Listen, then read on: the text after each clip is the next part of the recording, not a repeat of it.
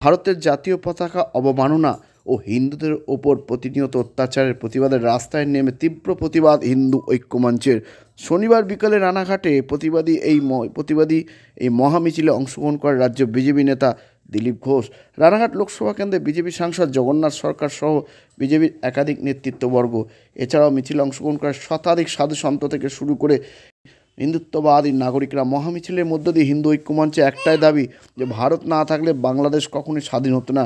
সেই ভারতের জাতীয় পতাকা পায়ে মারিয়ে অবমাননা করেছে বাংলায়। শুধু তাই নয়, প্রতিদিন হিন্দুদের বাড়িঘর জ্বালিয়ে দিচ্ছে, ভাঙছে মঠ মন্দির, বিভিন্ন দেবদেবতার মূর্তি। বাংলাদেশে ইউনূস সরকার নির্মমভাবে হিন্দুদের ওপর অত্যাচার চালাচ্ছে।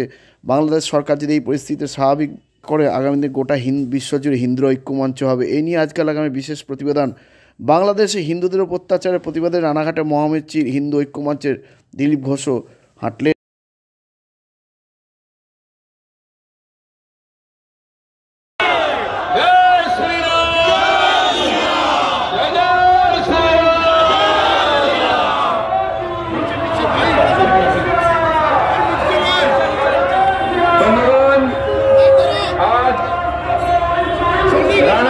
জাগ্রত জনতা, হিন্দুত্ব প্রেমী, ভারত প্রেমী, রাষ্ট্রপ্রেমী জনতা রাস্তায় নেমেছে।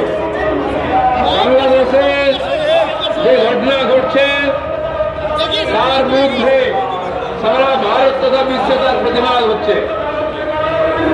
এই প্রতিবাদে আমরাও সামিল হয়েছি। বাংলাদেশের কিছু মাথা খারাপ লোক, উগ্রপন্থী, তারা পাকিস্তানের মদতে ভারতের জাতীয় পতাকা অপমান করছে। রাস্তায় জাতীয় পতাকা রেখে দিয়ে মারানো হচ্ছে। ভারত একটি শান্তিপ্রিয় উদারপন্থী দেশ। যুগ যুগ ধরে আমরা বিশ্বকে শান্তির বাণী শুনিয়েছি।